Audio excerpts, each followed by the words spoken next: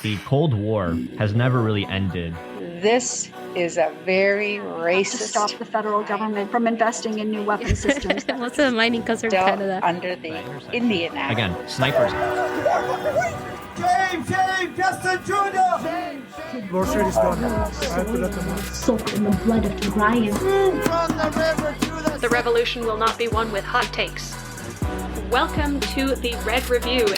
For those of you who are new to the Red Review, welcome and thank you for joining us. My name is Emily, I use she, her pronouns, and I'm coming to you from the unceded territories of the neutral Anishinaabe and Haudenosaunee peoples known as Guelph, Ontario. Hi, comrades. My name's Daniel, and I use he, him pronouns, and I'm coming to you from Takaranto, the traditional territory of the Haudenosaunee, the Anishinaabe, the Chippewa, the Mississaugas of the Credit, and the Huron-Wendat. All people in Socialist Action. This is a Socialist Action podcast. We all live and work on stolen Indigenous land from across Turtle Island, so we echo the call for land back and for Indigenous self-determination. We declare that there can be no reconciliation without restitution, and that includes seizing the assets of the major resource corporations and returning them to the commons. Hello, everyone, and welcome to the first of a series of interviews with our candidates for the Municipal Socialist Alliance. For those of you who don't know, the Municipal Socialist Alliance is a new organization formed by revolutionary socialists, anti-poverty organizers, and disability justice organizers, and is an electoral alliance. Our primary goal remains radical transformation of society rather than electoral success, but in running an electoral campaign, we seek to build up our community-based power in order to tear down oppressive systems and institutions and replace the status quo corporate domination with a government run by and for the working class and the oppressed. We do not sacrifice the basic principles of liberation and justice for all in order to win elections. We participate in elections to challenge entrenched power and to reorient discussion towards the fundamental societal transformation needed for the masses to live comfortably and in harmony with our neighbors and nature. The Municipal Socialist Alliance does not tolerate xenophobia, racism, sexism, and gender-based violence, homophobia, biphobia, queerphobia, polyphobia, transphobia, ageism, ableism, Islamophobia, anti-Semitism, or classism. The Municipal Socialist Alliance supports Indigenous land back and Indigenous self-determination, disbanding the police and carceral institutions, free public transit, expansion of public services, and immediate action on climate change. The Municipal Socialist Alliance seeks to dismantle the systems of capitalism, imperialism, colonialism, heteronormative patriarchy, and white supremacy. The 5 pillars of the Municipal Socialist Alliance electoral campaign are direct democracy, public education, direct action, mutual aid, program, and policy. You can find out more at socialistalliance.ca.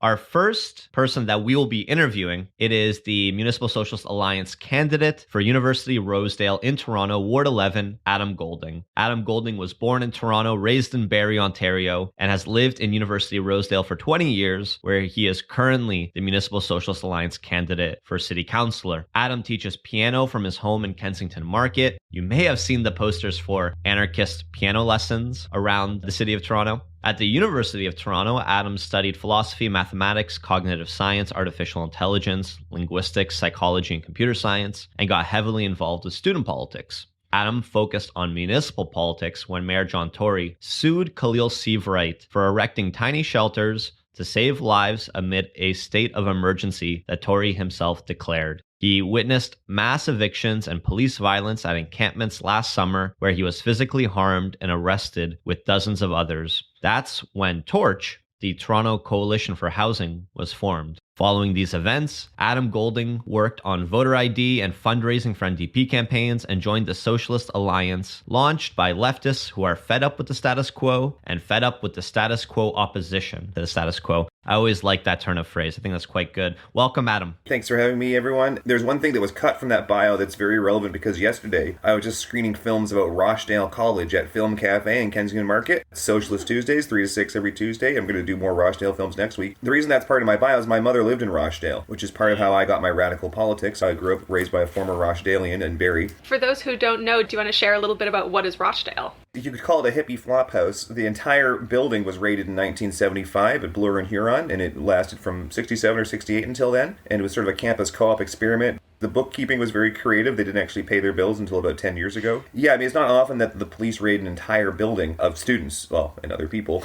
Of course, they were all learning something. They had alternative, very, very, very alternative education there, and it happened after Yorkville was gentrified by force. The cops kicked all the hippies out of Yorkville physically, and they all went into Rochdale, which had recently taken the locks off of its doors in some kind of like radical open policy. So they basically had squatters for almost a decade in this building. And my mother lived there, and they were all very, very radical people of the counterculture. You can come see movies about it tomorrow, Tuesday afternoon, about the crazy place my mom used to live and part of why I got so radical. As it says in your bio, you got into municipal level politics in the aftermath of last year's encampment evictions, which I believe we talked about on the podcast, and we'll put a link into some information about that for anyone who hasn't heard about that before. What inspired you to kind of run for this role out of that, and what are you hoping to get out of this opportunity to run? The inspiration did actually come a little bit before the evictions. I mean, the mass evictions. There were evictions happening. I already knew Tory had lifted an eviction ban. I think there were 2 of those lifted. I just remember being pissed off about them. And then I started paying much more close attention. And with the Khalil thing, that happened before the evictions. He basically banned Khalil from saving anyone's life, which is what he was doing.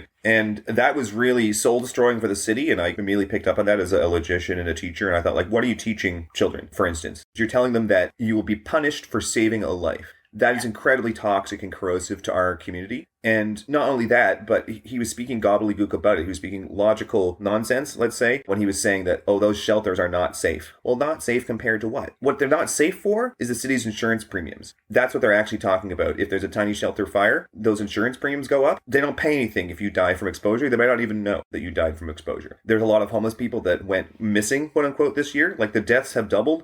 Well, there's also people going missing. You know, Gru was just tweeting about that. And anyway, the deaths doubled in the aftermath of him banning Khalil from saving lives. That's when I started paying attention. Like I was paying attention to politics. I paid attention to politics more after Trump won. But then specifically Toronto, I'm like, okay, I've learned my general stuff. Because I was trying to learn everything in like a different context and then see if I could apply it locally. Sort of abstract away from the particulars where I personally live, just study general political theory, philosophy, math, yada, yada, yada, history. And then I was like, okay, now I got to like, you know, bring it home, so to speak. But it's all what's happening locally, and the actual evictions were really reprehensible. We should mention that the Socialist Alliance has 3 candidates who were arrested on the same day. 3 of our candidates in the Socialist Alliance were all arrested on the same day, which is pretty unusual. It takes a lot to explain how strange things have gotten in our city that we're in that situation. It'd be strange enough if a political group had 3 candidates who were arrested at all, let alone on the same day. That's the kind of city we live in right now. I created a playlist called #EvictJohnTory on YouTube, which includes every video I can find on YouTube of these encampment evictions, including some I recorded myself, including my quote-unquote interview with John Burnside, who was running for office and needs to be voted out. He was, you know, on the ground managing all this crap. You know, he reported to Tracy Cook, who reported to Chris Murray, who reported to John Tory. That is the chain of command. They all need to go. Almost all of the incumbents didn't vote for a judge to look into this afterwards, only Perks and Matlow. And, you know, that day there were a lot of injuries. Over 30 people were arrested just at Lamport 2. At Trinity Bellwoods, there were a few arrests and many injuries. I met a professor that day 2 minutes after the police had given her a concussion.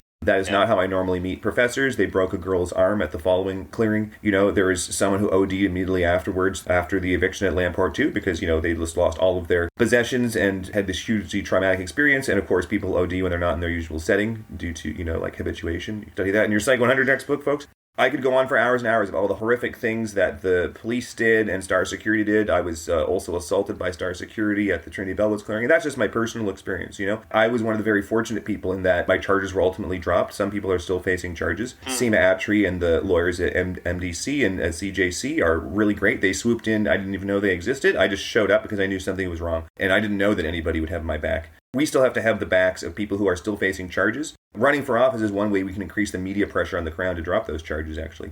That's a lot of the context for what brought you to the Municipal Socialist Alliance. And so let's talk a little bit more about the Toronto Housing Coalition, which was formed in the aftermath of all these encampment evictions. It had a slogan, if I recall correctly: stop, drop, and roll. Stop the evictions, drop the charges, roll out the housing. Is that correct? So talk about how that came together and what pressure you were immediately able to place on the city, and then also where the organizing and energy needs to go going forward, because obviously we haven't won yet. People are still being evicted from the parks in Toronto, and people still don't have access to reliable, affordable shelter. Yeah, well, the rolling out the housing is the hardest part, right? That comes partly from policy change, which is why it's not just a media pressure for even just the purposes of that campaign to get people running, is that you need actually different policies. One of those policies is not a specific, like the general policy of not having the police brutalize homeless people. That would be a great, just general personal policy that, the mayor could have, our councillors could have, and even more generally, just not spending money on authoritarianism and being a control freak. When I was a kid, my mom from Rochdale didn't let me watch City Hall. She was afraid that I would become a politician. She was afraid that I would become a liar watching politicians.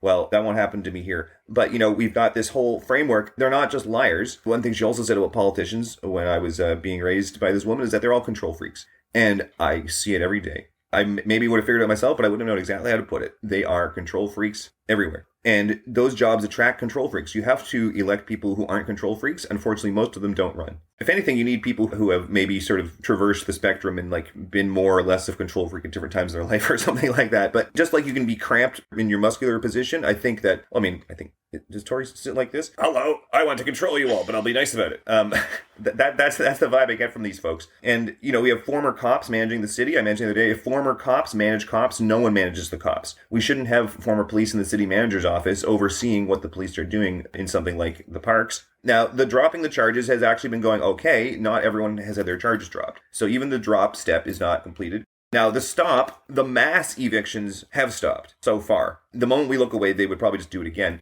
They did get a lot of bad press. Tracy Cook probably is worried about her job at this point. There's a petition to fire Tracy Cook. In the mayoral debate that This Time in History held, which is very good, by the way, everyone, 3.5 hours of candidates really talking, they were not too kind to Tracy Cook because that question came up for the whole panel of what are we going to do about her? The mass evictions did not continue at Allen Gardens. Various forces prevented that for now. And that's one of the parks that we should experiment handing over actually to Indigenous governance. I went to an event there where some speakers mentioned that they were long lost relatives. They were Indigenous people who met again in that park because they both became homeless and ended up there. And one thing Skylar Williams pointed out in the conference we did outside of Tori's condo, which you can see at torch.help, he said this right before he was arrested, actually, for giving this speech. And an hour later, Richard Kitchen was arrested as he talked to me. We walked down the street, arrested by undercovers. They were trying to get more charges just to legitimize themselves. He was saying the encampments are, almost 30% Indigenous. This is in the year of truth and reconciliation. So there's echoes of all of that. And there's even echoes of Rochdale, because these mass raids, they're a tactic that they think is a normal thing to do a mass raid of a bunch of radicals. You know what I couldn't believe that I learned the other day? That era when there was sort of anti-hippie forces with the cops and so on, and, there were hippies are overrunning Yorkdale. One of those people was the former mayor Lamport, known as Lampy, who Lamport Stadium is named after.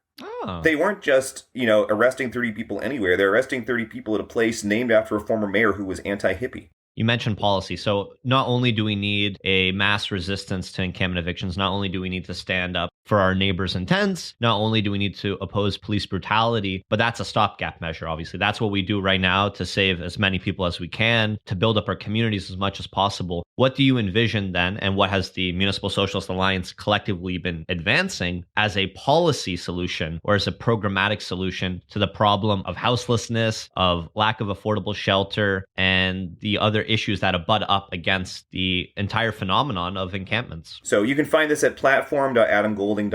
It also includes sheet music of the song Evict John Tory, which is intended to market the hashtag, which is intended to market the playlist, which is intended to market the crime committed by our mayor. Some of it is symbolic. We mentioned Khalil, how he was saving lives. We should apologize to him as a city and give him the key to the city and, pay his legal costs. I hear he's working on shelter vehicles, which maybe aren't going to be regulated the same way, but there are lots of people that I cross paths with who said, we can't build something because we'll get sued like Khalil was. Objectively, a chilling effect on people trying to help. We have to actually ban mass evictions, not just not have them. And we have to have a shelter subsidy. We have to give people some kind of cash payment, which is universal. I understand that a universal benefit maybe can't be as much, but we can at least start with that. We can have a universal part and a selective part, perhaps, although the selective part has the overhead of administering a benefit system. But if somebody says the largest universal benefit we can give people in Toronto is $0, they are incorrect. The largest universal benefit we can give people in Toronto is at least $1. Some people would say that it's $10. Some people say that it's $100. Whatever that number is, if you split it up and say, well, here's the amount we can afford to make universal for shelter, here's the part we can afford to make universal for food, it might not be enough to cover those costs because we might not be that wealthy as a city yet until we cut other things. But we can get started the idea that the number is non-zero. Once the number is non-zero, we can have a debate later about changing it, but we also need to index it to inflation. So basically, if we are really stingy and say, look, we're going to start with a shelter subsidy, but like this month, we can only give everybody in the city $10. Well, that $10, it should change with inflation. If the cost of living doubles, then next year it's $20. And to go beyond inflation, that's another conversation of increasing the benefit, but the increases and the decreases have to all be relative to inflation. This is actually what they do in Quebec, and they don't have this argument. I mean, that's more at the provincial level. We could see how much we can afford municipally. Say, look, we can't afford to literally pay everyone's rent because the feds would have to like turn this into a super socialist government and pass real basic income or something like that. But we can afford to make it not quite so painful. It's really about political possibility. You could say, oh, you got to look at the budget. It's a matter of what you can pass, to be honest. And when it comes to basic needs, you can trim a little bit off of everything. Really, the Fed should be involved, kicking in because they can print money. Of course, Tory's always complaining that Doug doesn't give him enough money. I've heard that even Doug thinks Tory will waste the money. It's not like Tory has shown himself to be a smart allocator of funds. I don't like what he's doing, yeah. Although probably not a lot of people believe that Doug Ford is smarter than John Tory. I can guarantee you that Doug Ford believes that Doug Ford is smarter than John Tory. Yep.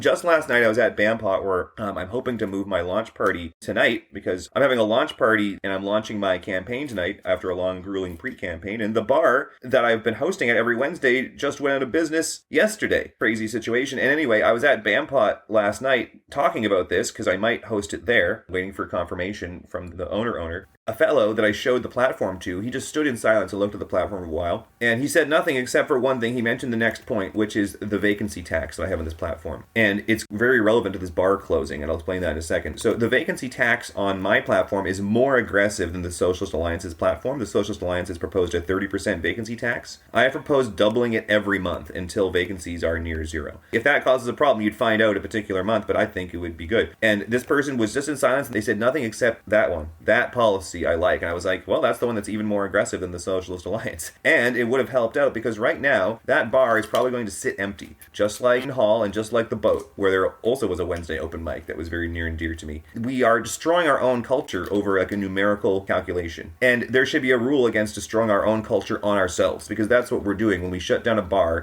over some dispute between like a manager and a rental person, and the musicians get caught in the crossfire, and the community who benefits from those musicians. And, you know, these are unpaid musicians at open mics most of the time, doing really great work, building community. It's no different than shutting down a church for months and months and months because the church didn't pay rent. If anything, the city should step in and say, oh, okay, well, we're going to do some of the managing because we think this business could do more business, and we're going to get more money to the landlord that way and do less of us subsidizing it. At any rate, in the new platform, you'll see there's a bunch of stuff. There's an arts platform which touches on some of these other things like paying musicians and whatnot. But we have to double vacancy tax monthly. It's a kind of gradual expropriation. And as far as expropriation, we have to explore how that overlaps with land back, actually. That's something we need to have some public meetings about very soon. And in fact, that brings me to the next point. We need to have a daily public meeting about homelessness. Chris Glover has a great one that needs to be scaled up. He does a homelessness work group. He invites experts like from Seeds of Hope and just various groups that work on homelessness and know what they're talking about. I learned a lot there. And a meeting like that could be daily. It could be like the COVID briefings that we had. You could do it in person. You could do it in front of City Hall with a big bonfire. You could say, like, everybody who's homeless today, come here, and we'll see visually, this is the problem. You know, online is going to exclude some people, so you'd have to have like a camera and mic to actually include people. A lot of these Zoom meetings don't actually include the homeless because they don't have access to a Zoom meeting, or like Kensington had like a safety meeting that like the people who are least safe couldn't participate in because they don't actually have the internet in any meaningful way. And the people who were concerned with their safety were the affluent people who were, you know, the laptop class. This is during COVID. So this like safety meeting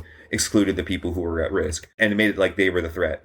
You know, what else is new? So we need a daily public meeting that everybody can participate in. In addition to subsidies, we need rent control, like Jessica Bell's Rent Stabilization Act. Actually, I'll be canvassing with her tomorrow. She has proposed something which I proposed myself when I was just ranting and not really in politics, which is that rent control, I mean, maybe it's obvious enough that many people have said this, the rent control should apply to the location, not the person. So here where I live right now, although our landlord is wonderful, if he did want to evict us, he would make money. New tenants would pay more. Even though we've done nothing wrong, we've been great tenants, and it's a perverse incentive to evict tenants who have done nothing wrong. So the rent should stay the same. The rent control should be unit specific. Incidentally, liquor license should be the other way around. Liquor licenses should be business specific, because Fairland Funhouse in Kensington never happened because they were afraid that it was a sublease of Liquor Donuts. They were afraid Liquor Donuts would go to business and the new business would inherit the liquor license. And so they didn't want to give a liquor license to the location. They didn't care what the business was. They knew the liquor license didn't go to the business. It went to the spot. Now imagine if rent control was like that. It's kind of funny that liquor license, they're like, yeah, you can keep the old liquor license, but for a person living there, like, no, you can't keep the old rent. Fucked up is what that's called. We need to build more mental health treatment facilities. Housing first is sort of a nice idea in a very vague sense, but housing first is a failed strategy in Toronto.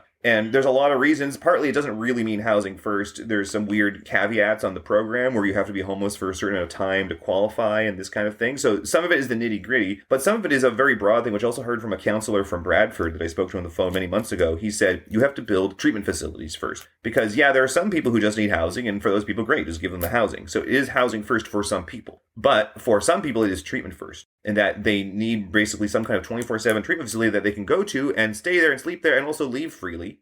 It sounds like what's needed is stability first. For some people, housing is what they need for stability. For some people, treatment is what they need for stability. But it's stability and support that people need, and that's the need we need to address. That's a really good way to phrase it, Emily, yeah. If you give somebody who's having a really serious mental health time housing, they might actually ruin the housing and lose their housing. And this is what this counselor from Bradford was telling me that he'd seen happen on a smaller scale in Toronto. He felt that he'd made the mistake for 10 years of pushing just for housing and not pushing for the mental health treatment. He was ranting to me like he wants people to learn from his mistake. So, yeah, we have to build mental health treatment facilities. Basically, deinstitutionalization has been a disaster. If anyone's not aware of that, we basically figured we could save money by kicking everyone out of the asylums, quote unquote. So what we have are open air asylums in the street. I don't believe that the mentally ill should lose their freedoms unless they're violent or something like that. That's where the spirit came from. But here's the thing. This happens all the time with right libertarians. They say, we'll give you your freedom, as in we'll give you fucking nothing. Because negative liberty is we won't interfere. Positive liberty is we might actually help you by giving you resources. Let's talk a little bit about your riding specifically. So University of Rosedale, that was Mike Layton's old riding. So the son of Jack Layton, city councillor, very popular, kind of the face of the so-called Progressive Caucus in Toronto, is not rerunning again. So who are you running against, and what have you been finding locally, politically in your riding happening during this campaign? Well, I don't particularly want to give them free advertising. You can look them all up on the city's website, but I can tell you some things about all of them. Anyone who has any chance against me is a parachute. For those of you who don't know what it is, it's someone who doesn't live here. It's an invasion of people trying to take over my home. This is where I have lived for 20 years. There is no one with any chance who actually lives here. I know because I have the voters list, and Toronto Star said the same thing. They don't live here. They're not your neighbors. They do not represent you. I am the only change candidate in this ward. These other people are being parachuted in by various establishment groups who want to keep things the same. They want to keep their same friends making the same money. Everybody on city council is friends with each other, which is why they'll never hold each other accountable. You need a real change candidate in this ward. Don't vote for a parachute anywhere.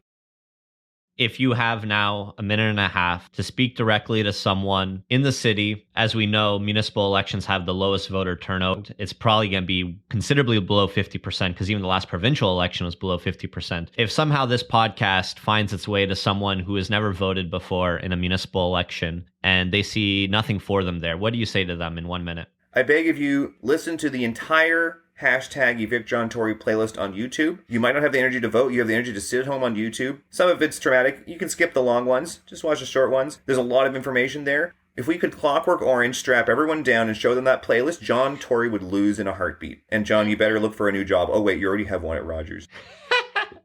Thank you so much, Adam, for your time, and all the best with your platform. Check our podcast description for all of the information that Adam was sharing today, and please get out and vote. This is a really, really important municipal election. There are lots of amazing progressive candidates running. There are also lots of really scary right-wing candidates running, and a lot of establishment candidates running who just want to keep things the damn same. So get out there, get some change into City Council, and again, Adam, thank you for all of your time and effort in this campaign, and all the best. Thank you, and I'll see you at adamgolding.ca.